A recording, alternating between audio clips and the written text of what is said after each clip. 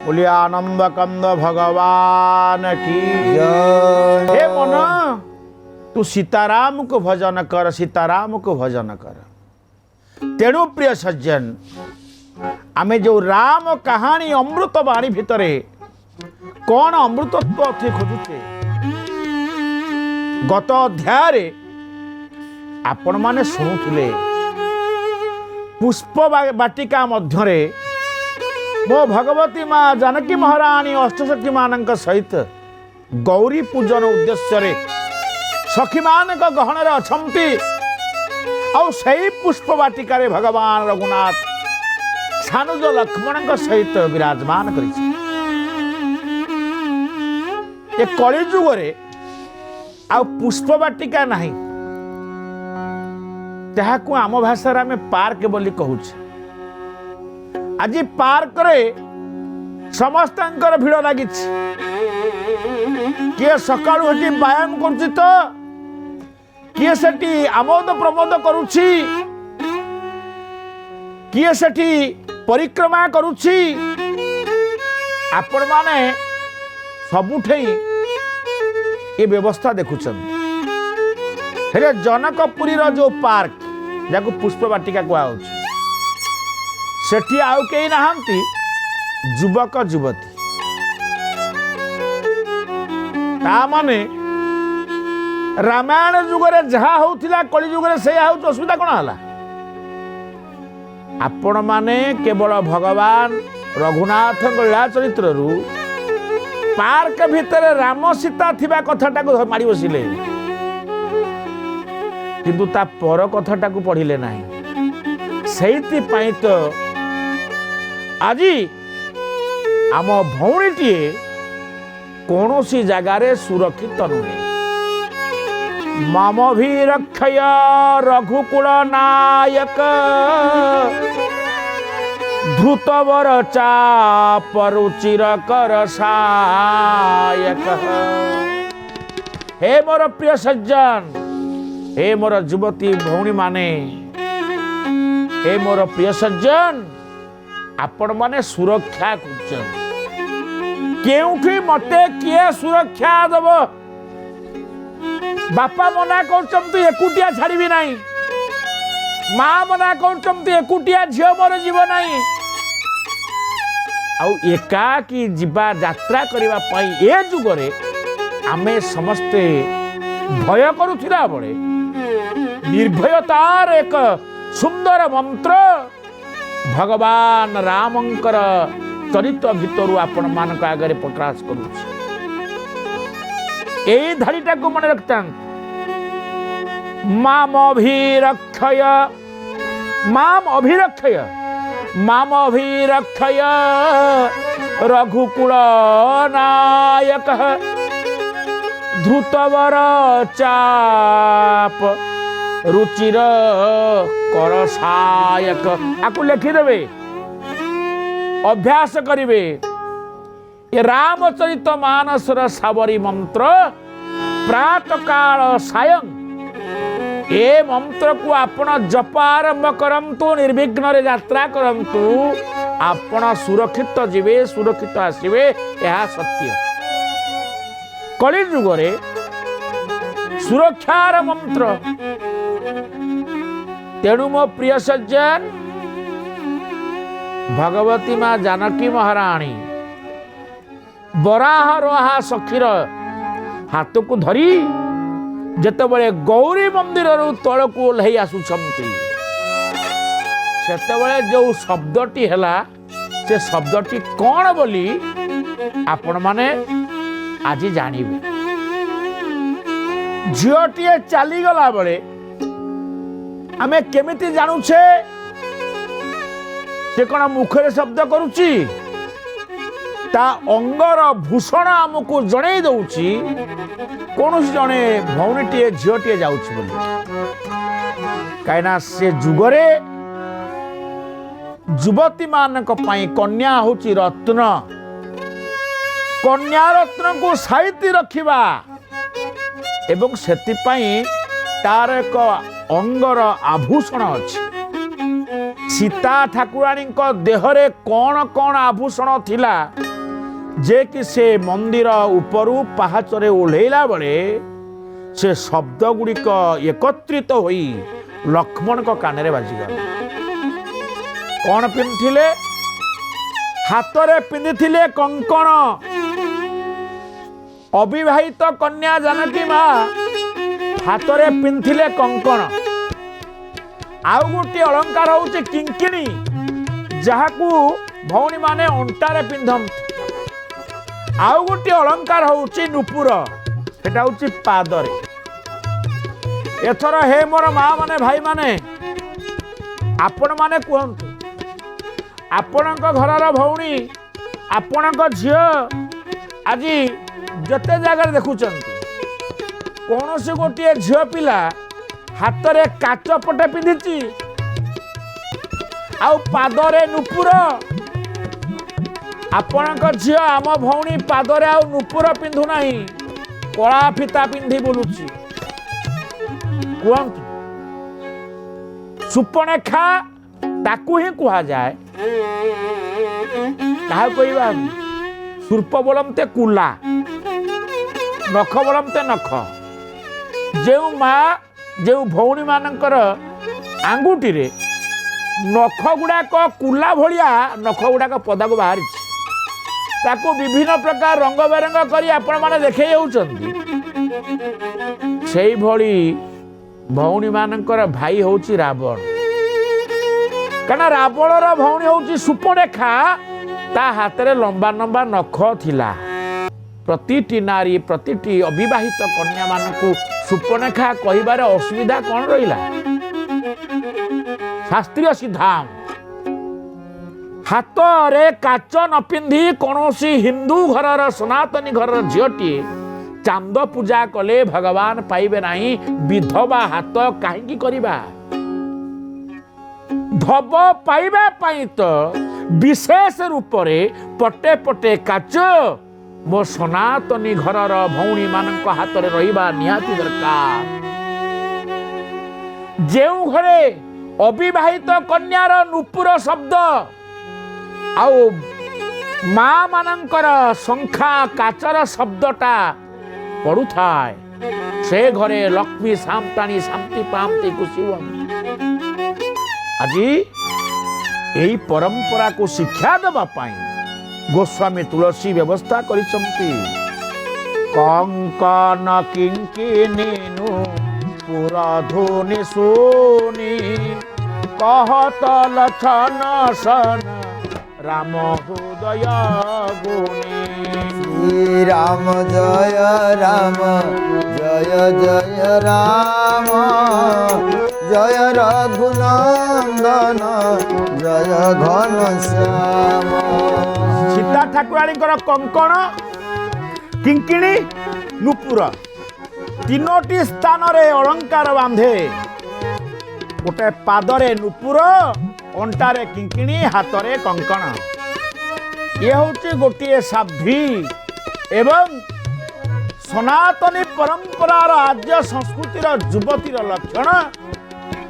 से आज चलला बड़े बाजिला तीन अंग मनता, ये अंग फांका रहा दरकार नहीं। नुपुर बांधतु, कला फिता काटी फोपाड़ी दिंतु। बोले से कला फिता पिंधुवा झील केबे काहाकू पचारि नाही जे पादरे कला फिता बंधा जाए कहीं। एक कथा कही देउछि मन रख। मृतवस्था दोष लगे माँ मानकु, माने पिलाटीए जन्म होइथिबो से पिलाटी मरीगला, कमती ए माँ को मृतवस्था दोष लगिला। जदि द्वितीय गर्भरु कौन संतान जन्म निए, से दोषटा आउ से परिवार रे न लागू। तेणु से पिलार गोड़े रे गोटाए जो कला रंगर एकवर्णी कला रंगर महिषी पुछ ताकू कला फितारे गुड़ेकी ता माँ बांधी दियंती। कदली पत्र रे ताकू गोटाए ठाकुर को उत्सर्ग कर दियंती। आउ सेई पादरे कला फिता बांधिबा देखी अन्य माने बारंबार कहते ये पिलाटा पादरे कला फिता, ओहो आ माँ को मृतवस्था दोष लगी। ସାବଧାନ ହେଇଯାଆନ୍ତୁ ଏବଂ ସଚେତନ ହୁଅନ୍ତୁ। ଜୀବନ ଦର୍ଶନରେ ପରିବର୍ତ୍ତନ ଆଣନ୍ତୁ। କଙ୍କନ କିଙ୍କିନୀନୁ ପୁରଧୁନି ଶୁଣି ସୀତା ଠାକୁରାଣୀଙ୍କର କଙ୍କଣ କିଙ୍କିଣୀ ଧ୍ୱନି ଲକ୍ଷ୍ମଣ କାନରେ ବାଜିଗଲା। ଆଉ ଲକ୍ଷ୍ମଣ କହିଲେ ଭାଇ ଭାଇ ଇଏ ପୁଷ୍ପ ବାଟିକା ଭିତରେ ଝିଅ ପିଲା ଅଛନ୍ତି। ରାମ କହିଲେ ତୁରନ୍ତ ଲକ୍ଷ୍ମଣଠୁ ପଳେଇ ଚାଲ। हे पार्क बुलुवा युवक माने युवती माने रामायण कौन शिक्षा एकांतरे जेउठी अविवाहित झील माने अछंती सेठी युवक माने रहिबे नहीं। भगवान राम लक्ष्मण को कहले किबदी जानिलु नाई शुणुनांती एई आगु एई पट दिगरु ए कंकण किंकिणी नुपुरर शब्द झुमझुम शब्द होउछि। एई शब्द गुड़िक हे भाई ना ये तो कौन सी झील पिलार कौन सी कन्यार तेणु पुष्प बगीचा मध्य आमे दुई राजकुमार अच्छे आमर रहिबा उचित हो। भगवान राम अंतर्यामी ठाकुर सब जानते कहले कौ दिगरु शुभुची मते बतैलु। आज रामंक हाथ धरी लक्ष्मण टाणी नौचंती जो दिग को सेपटे बरारुहा सखी सीता को टाणी आणुची रामंक आड़कू कला मंदार देखा दुई जन जाक आज ये निकटवर्ती हो गले कौन है बोलिए आनंद कंद भगवान की अपलक नयन होगला उभयंकर अर्थात राम एवं सीतांकर चारि चक्षु मिलन हो। श्री राम जय जय राम जय रघुनंदन जय घनश्याम। श्री राम जय राम जय जय राम जय रघुनंदन जय घनश्याम। आज ज्ञान एवं भक्तिर चारिटी आखि एकाठी हो गला। राम चाहिदेले जानकी तो मुखार बिंदम को और जानकी माँ चाहिदेले रामंकर मुखार बिंदम। जोई राम सोई जगदीशा जे कृष्ण से राधा जे राम से सीता। सीता किए कि आह्लादिनी शक्ति कृष्णंकर आह्लादिनी शक्ति राधा माँ। तेणु प्रिय सज्जन ये अलगा नुहंती। आज जगत को लीलाक्रम उत्तम शिक्षा प्रदान करने आज जो राम एवं सीता परस्पर पुष्प बाटिकार चारि चक्षु मिलन हो गला। शब्द कहते नयन अपलक हो गला अर्थात सीता आखिर पत्ता आउ पड़ा नहीं रामंक आखिर पत्ता आउ पड़ा नहीं। सेमती आखि पत्ता मेला करके उभय उभय को चाहिए। लक्ष्मण चाहूचंती रामंक मुख को टिके चाहूचंती सीतांक मुख को बरारोहा सखी चाहूची सीतांक मुख को चाहूची लक्ष्मण मुख को किए ही आउ स्थिर हो जाई आखिर पलक पड़ूना आखिर पलक पड़ूना कहीं जानती आखिर पत्ता जी पकाए सी आउ पत्ता धीरे नहांती। बाबा बाबा माने से किए गोस्वामी कलम कर भय विलोचन चारु अचंचल। श्री राम जय जय राम मनहु सकुचि निमि तजे दिगंचल।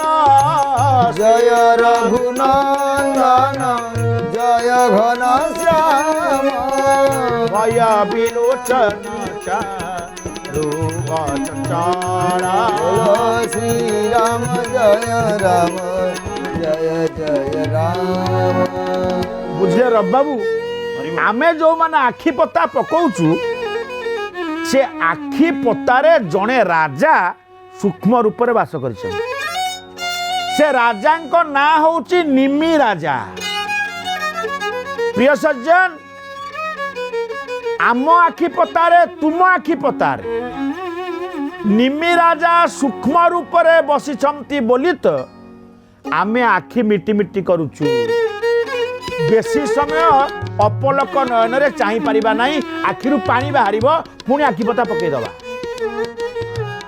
किंतु सेदिन रामंक आखि पतारु निमि राजा उड़ी गले, सीतांक आखि पतारु निमि उड़ी गले। किए से निमि? से निमि होउचंती सेई जनक बा विदेह राज्यर जनकपुरर पूर्ववर्ती राजा, तांकर नाम होउची निमि। बोलिए आनंद कंद भगवान की जय। जो प्राणी मानकर आखि पतारे राजा निमि सूक्ष्म रूप रे बसचंती, आपण कहबे जणे राजा से सूक्ष्म रूप रे प्राणी मानक आखि पतारे बसिले काहेकि? ये रोचक प्रसंग जानिबा दरकार। आमे कहू नहीं भाई टिके निमि से अपेक्षा कर, मु जाउछी। अरे केते बळे आसीबु ना, निमि से अपेक्षा कर। काल गणनार प्रथम अंश होची निमिष। निमिष कहिले केते सेकेंड रु केते भाग, ताहार हिसाब सिना विज्ञान बाहर करि पारि नाही, किंतु अध्यात्म विज्ञान बाहर करि देछि। आखि पताटा पड़िकी उठिबा जेतिकी समय से होची गोटिए निमिष। काल गणनार जो निमिष मुहूर्त, गोटिए मुहूर्त अपेक्षा कर, से मुहूर्तटा केते समय, से निमिषटा केते समय ना आखि पताटा पड़िबा उठिबो जेतिकी समय सेति। काल गणनार गोटिए अंश हो गले निमि राजा। ताले से प्रसंगटा आपण मानक आगरे निश्चित भाव रे कहिबा दरकार। काहेकि राजा निमि प्राणी मानकर आखि पतारे बास कले। जनक होउची गोटे उपाधि। जनकपुर रे मिथिला रे जेते राजा थिले समस्त होतन जणे जणे जनक। ये निमि जेते बळे राजा थिले से समय रे वशिष्ठ थिले निमिंकर कुल पुरोहित। तेणु निमि राजांकर पिता होचंती इक्ष्वाकु। इक्ष्वाकुंकर पुत्र निमि एकदा विश्व मंगल पाई एक विश्व शांति यज्ञ करिबा पाई संकल्प कले। तेणु विश्व शांति यज्ञटा करिबो किए ना आमर कुल पुरोहित महामुनि वशिष्ठ। तेणु निमि वशिष्ठ कुल पुरोहित निकट को गले। कुल पुरोहित को प्रणाम करी राजा निमि कहिले, हे कुलगुरु, हे कुल पुरोहित वशिष्ठ महाराज, मु मो राज्य रे एक विश्व मंगल पाई यज्ञर आयोजन करिबी, आपण से यज्ञर पुरोधा। वशिष्ठ पचारिले, बोले कौन कहिल? हाँ गुरुदेव। वशिष्ठ मोर यज्ञ कर, हरि यज्ञ कर, ऋषि जे चारि बेदुबर। गोविंद गोविंद गोविंद गोविंद गोविंद पदु गाळुची मकरन। हे गुरुदेव, यजुर्वेद अध्ययन करिथिबा जणे ब्राह्मण पंडित ऋग्वेद, सामवेद, अथर्ववेद चारि वेदरु चारि जण ऋतिक आपण वर्ण करंतु, आपण मुख्य पुरोधा हुअंतु। अमुक तिथि ठारू अमुक तिथि पर्यंत आपण मो राज्य रे यज्ञ कार्य करंतु, मते यज्ञ उपकरणर एक चिठा दियंतु। कुलगुरु वशिष्ठ कहले, हे राजा, अरे यज्ञ करेबा मोर धर्म, तुमे विश्वमंगल पई यज्ञ करिबो जे? हेले तुमे जेउ तिथिटा कहूच यही तारीखरु आमर यज्ञ हब यही तारीखर अधिवास हब हे निमि तुम पूर्वर मु आउ जन को ए कथा दे देछि बरण नहीं सारिछि ना गुरुदेव किए से ना देवराज इंद्र